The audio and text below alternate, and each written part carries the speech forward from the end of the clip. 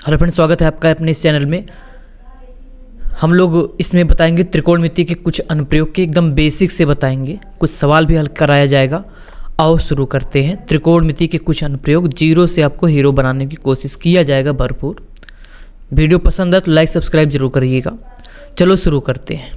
तो इसको पढ़ने से पहले हम आपको कुछ परिभाषा इसका बताते हैं, ठीक है। तो आपको सबसे पहले ये पता होना चाहिए कि दृष्टि रेखा क्या है। अगर हम बात करें तो देख सकते हो लिखा गया है इसमें, जब कोई दर्शक किसी वस्तु को देखता है तो दर्शक की आँख को उस वस्तु से मिलाने वाली रेखा दृष्टि रेखा कहलाती है।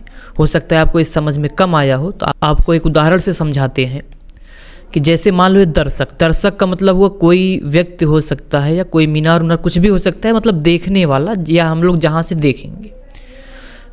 तो और वस्तु, अब किसी को देखना है तो वस्तु भी चाहिए। जैसे मान लो एक हम लोग चिड़िया को देखने वाले हैं यहाँ पे। तो देखो अब हमारी आँख अर्थात दर्शक की आँख और इस वस्तु को एक मिलाने वाली रेखा को हम लोग क्या बोलते हो? दृष्टि रेखा बोलोगे। इतना पता होना चाहिए, मतलब जो देख रहा है उसको और वस्तु को मिलाने वाली रेखा को। अब हमें एक क्षैतिज रेखा की जानकारी होनी चाहिए, जो यहाँ पे है देख सकते हो। तो क्षैतिज रेखा किसे कहते हैं? देखो पढ़ो, वह रेखा जो दर्शक की आँख से सीधी भूमि के समांतर जाती है क्षैतिज रेखा कहलाती है। तो देखो चित्र से समझो, यहाँ पे देख सकते हो ये भूमि है, इसी के समांतर हमें याद रखना कहाँ से खींचना है? दर्शक की आँख से। हमेशा क्षैतिज रेखा कहाँ से खींचोगे? दर्शक की आँख से। इस बात को याद रखना, अर्थात यहाँ से। तो ये रहा क्षैतिज रेखा। अगर आप ध्यान से देखो तो इस दृष्टि रेखा और क्षैतिज रेखा के बीच कुछ कोण बन रहा है। तो यहाँ हम लोग इसी कोण की बात करेंगे, उन्नयन कोण और अवनमन कोण। अब देखो दृष्टि रेखा ऊपर, भाई दर्शक ऊपर भी देख सकता है, नीचे भी देख सकता है। तो हम लोग दोनों स्थिति की बात अभी करेंगे। तो उम्मीद है आपको दृष्टि रेखा और क्षैतिज रेखा समझ में जरूर आया होगा। चलो आगे बात करते हैं। तो सबसे पहले हम लोग आपको बताते हैं कि जब दर्शक ऊपर देख रहा हो, अर्थात वस्तु ऊपर हो दर्शक नीचे हो, तो अब देखो पहले उन्नयन कोण परिभाषित कर रहे हैं। देखो इसको समझो, यदि कोई वस्तु दर्शक की आँख की क्षैतिज रेखा के ऊपर स्थित हो। देखो ये रहा दर्शक की आँख यहाँ पर है, क्षैतिज रेखा आँख से खींचोगे भूमि के समांतर, ये क्षैतिज रेखा है। तो वस्तु कहाँ है? देखो इस क्षैतिज रेखा के ऊपर है। तो यही बताया जा रहा है कि तो दर्शक को वस्तु को देखने के लिए अपनी सिर को ऊपर उठाना पड़ता है। भाई जब वस्तु ऊपर होगा तो वस्तु आँख ऊपर उठा के ही देखोगे, सिर ऊपर उठा के। तो क्षैतिज रेखा से एक कोण बनाती है जिसे वस्तु का उन्नयन कोण कहते हैं। तो सीधा सीधा सिंपल बात बताएं आपको कि दृष्टि रेखा और क्षैतिज रेखा के बीच उन्नयन कोण बनेगा कब? जब क्षैतिज रेखा के ऊपर क्या हो? वस्तु हो। अर्थात हम सिंपल भाषा में बोल सकते हैं कि उन्नयन कोण आप ऐसे समझो कि अगर हम लोग ऊपर देखें और कोण बने कुछ, तो क्या बोलोगे? उन्नयन कोण। कुछ इस प्रकार से आप यहाँ से देख सकते हो। तो चलो अवनमन कोण की बात करें अगर, तो देखो यदि कोई वस्तु, भाई बताया ना दर्शक ऊपर भी देख सकता है नीचे। इस स्थिति में देख सकते हो वस्तु एक फुटबॉल है जो यहाँ पे, अगर ये वस्तु इसको देखना हो तो ये जो सुपरमैन है भाई इसको नीचे देखना पड़ेगा, अर्थात सर को नीचे झुकाना पड़ेगा। तो इस स्थिति भाई बताया ना क्षैतिज रेखा हमेशा सदैव आँख से खींचोगे। तो ये रहा भूमि, इस यहाँ पे मान सकते हो, तो इसके समांतर एक रेखा खींच दोगे इसकी आँख से, क्षैतिज रेखा। अब देखो क्षैतिज रेखा से नीचे वस्तु है, तो इस स्थिति में भी कुछ कोण बन रहा है, इसको आप अवनमन कोण बोलोगे। इसको आप अवनमन कोण बोलोगे। तो कुछ इस प्रकार से परिभाषा लिखा गया है, यदि कोई वस्तु दर्शक की आँख की क्षैतिज रेखा के अर्थात इसके नीचे स्थित हो तो दर्शक को वस्तु को देखने के लिए अपनी आँख को नीचे झुकाना पड़ता है। तो देख सकते हो क्षैतिज रेखा और दृष्टि रेखा के बीच कुछ कोण बन रहा है, इसी को आप क्या बोलोगे? अवनमन कोण। उम्मीद है आपको यहाँ तक जरूर समझ में आया होगा कि आप उन्नयन कोण और अवनमन कोण कहते किसे हैं। आप यहीं पे कंफ्यूज रहते हो बार बार कि उन्नयन कोण बन रहा है कि अवनमन कोण। तो भाई इतना आपको आता रहेगा तो आप जरूर समझ सकते हो। तो अब देखो उन्नयन और अवनमन कोण में कुछ संबंध होता है, हम आपको उसको भी समझा दें अगर। तो अगला हेडिंग है हम लोगों का उन्नयन कोण तथा अवनमन कोण में संबंध। भाई जब तक बेसिक नहीं आएगा तो कोई फायदा नहीं है, सवाल नहीं लगा पाओगे। तो देखो, तो ये देखो हम देखो दृष्टि रेखा ऊपर भी देख सकते हो आप, नीचे भी देख सकते हो। तो हम लोग यहाँ पे दोनों देखो, ऊपर अवनमन कोण बन रहा है, नीचे उन्नयन कोण।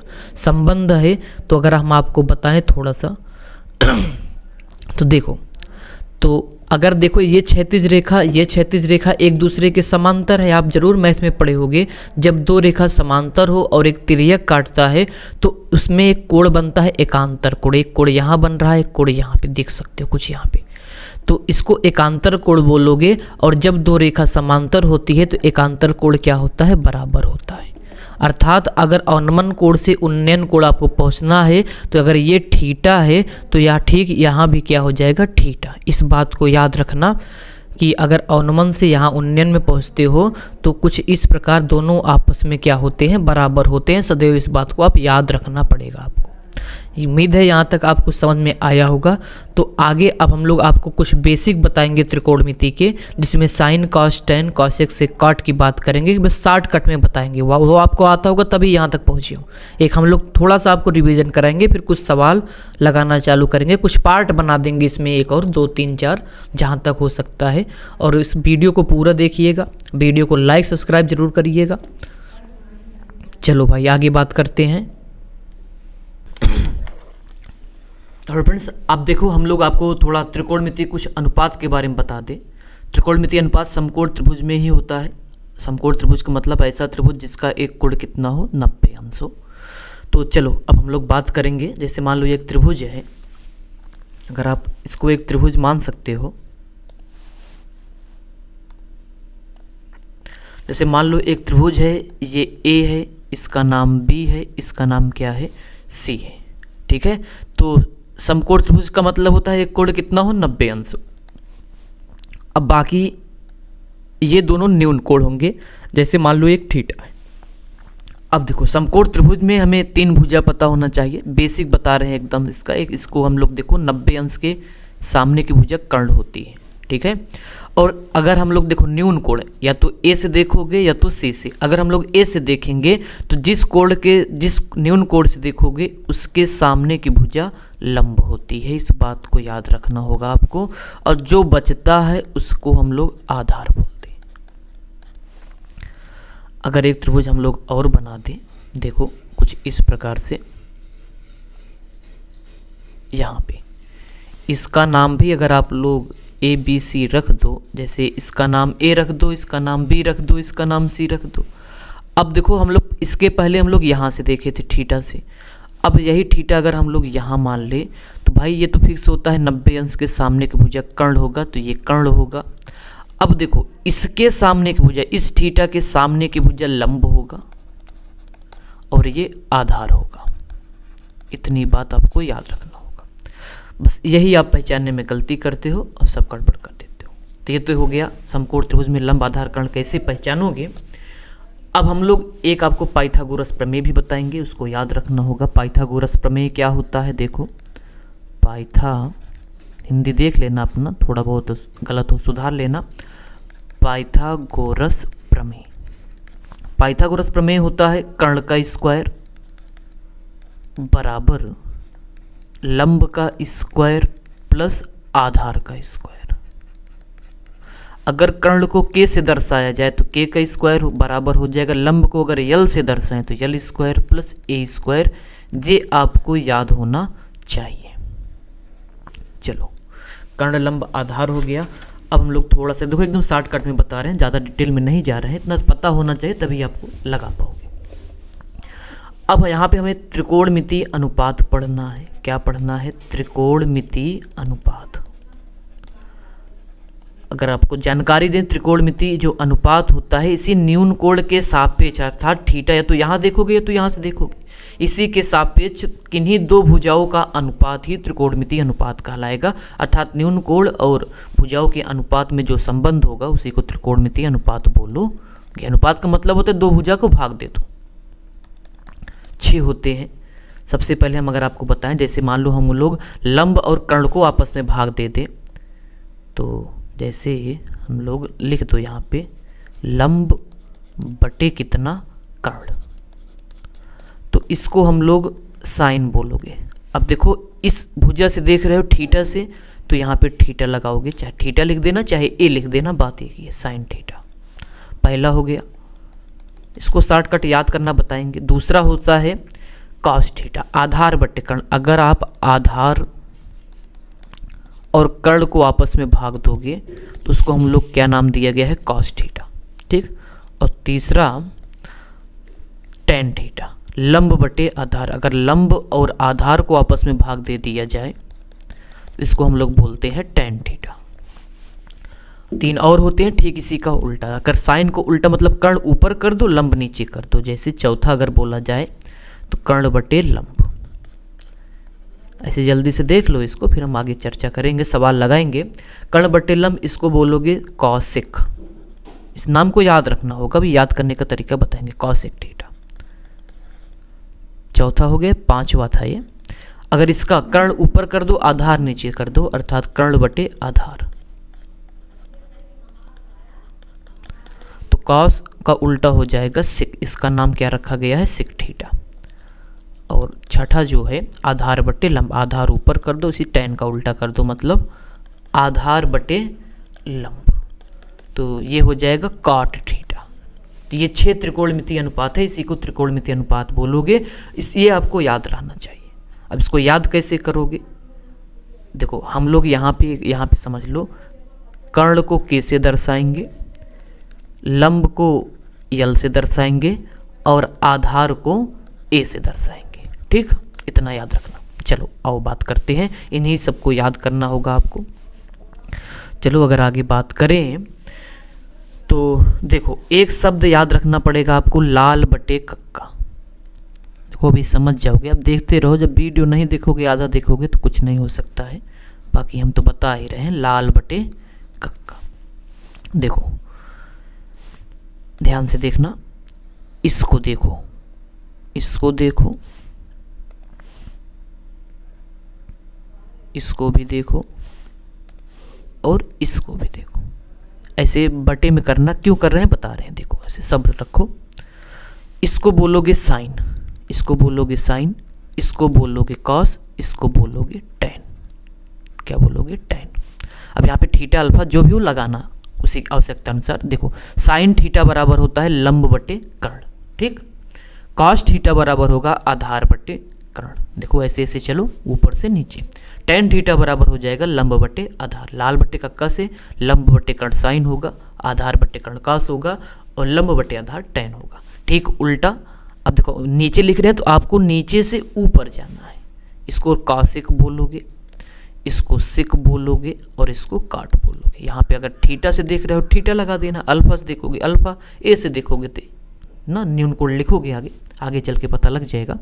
और कॉसिक बराबर हो जाएगा कर्ण बटे लंब, सिक बराबर हो जाएगा कर्ण बटे आधार और काट बराबर हो जाएगा आधार बटे लंब। इसी लाल बटे कक्का से आराम से क्रम याद रखना, साइन कॉस टेन, कॉसिक से काटी, क्रम मत भूलना नहीं तो गड़बड़ हो जाएगा। तो ये रहा कुछ समझने का नियम था। तो आइए अब हम लोग सवाल को हल करते हैं, तब आगे बात करेंगे। तो देखो सवाल क्या है, एक मीनार की चोटी का उन्नयन कोण उस मीनार के आधार से क्षैतिज तल पर 40 मीटर दूर पर स्थित बिंदु से देखने पर 45 अंश है। मीनार की ऊंचाई होगी, देखो आराम से समझो,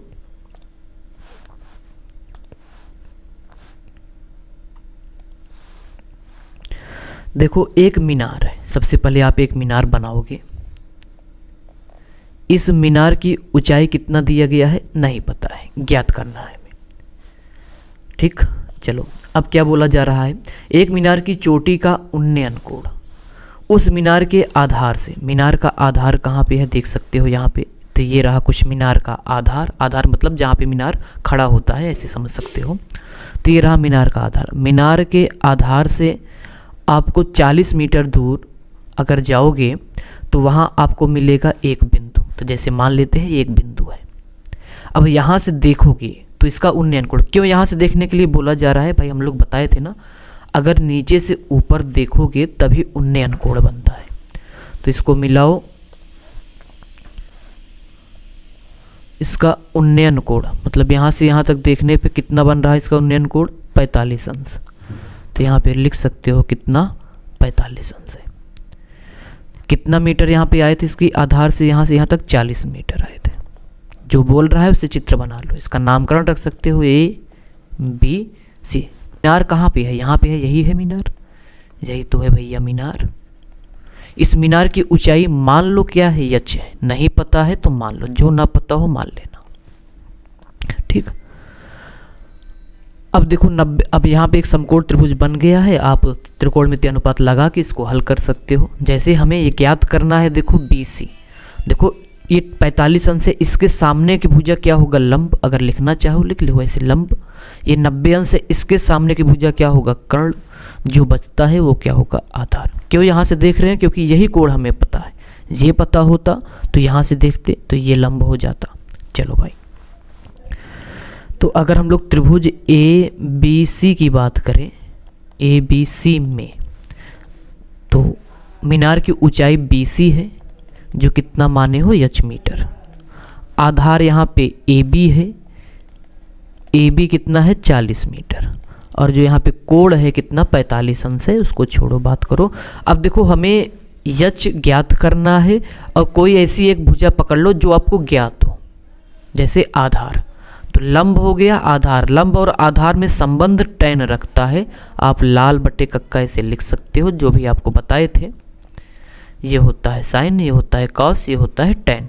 तो tan बराबर क्या होगा, लंब बटे आधार।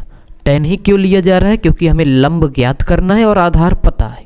अगर कर्ण पता होता तो हम लोग लंब और कर्ण ले लेते, ठीक है, उसमें कोई बात नहीं है। तो यहाँ पे ले लो tan। अब यहाँ पे थीटा के सम चाहे 45 लिख देना, चाहे 45 है 45 लिख दो। 45 के सामने एक भुजा लंब होगा, अर्थात लंब यहाँ पे BC है, BC लिखोगे। और 90 अंश के सामने का भुजा कर्ण होता है, जो बचता है आधार। तो आधार बचा है AB, सबका मान पता है, रख दो। और tan 45 का मान 1। अब देखो अगर आपको मान ना पता हो तो हम आपको बता दे रहे हैं, उसको आप याद रखना। अब ये तो आपको याद ही रखना पड़ेगा भैया। देखो हम एक यहाँ पे, आप इसका स्क्रीनशॉट लेके रख लेना। देख लो एक बार, तो कुछ इस प्रकार से है। आप इसका स्क्रीनशॉट लो और लेकर रख लो। यहाँ पे साइन कॉस tan 45, अर्थात यहाँ पे देखो तो tan 45 का मान कितना है, 1 है। देख सकते हो यहाँ पे, ठीक। इसका आप स्क्रीनशॉट लेके रख लेना। चलो, tan 45 का मान 1 होता है। BC का मान एक h है, h लिख दो। AB कितना है, 40 है, 40 लिख दो। तो यहाँ पे इसका तिर्यक गुणा कर दो, h एकन्नम h और 40 एकन्नम 40। तो इस मीनार की ऊंचाई कितना आया, 40 मीटर। तो ऑप्शन नंबर इसमें C सही है, ऑप्शन नंबर C। उम्मीद है ये वीडियो आपको पसंद आया होगा। अगर आगे का वीडियो चाहते हो तो वीडियो को लाइक सब्सक्राइब जरूर करके कमेंट बता देना, इसका अगला पार्ट आ जाएगा। धन्यवाद।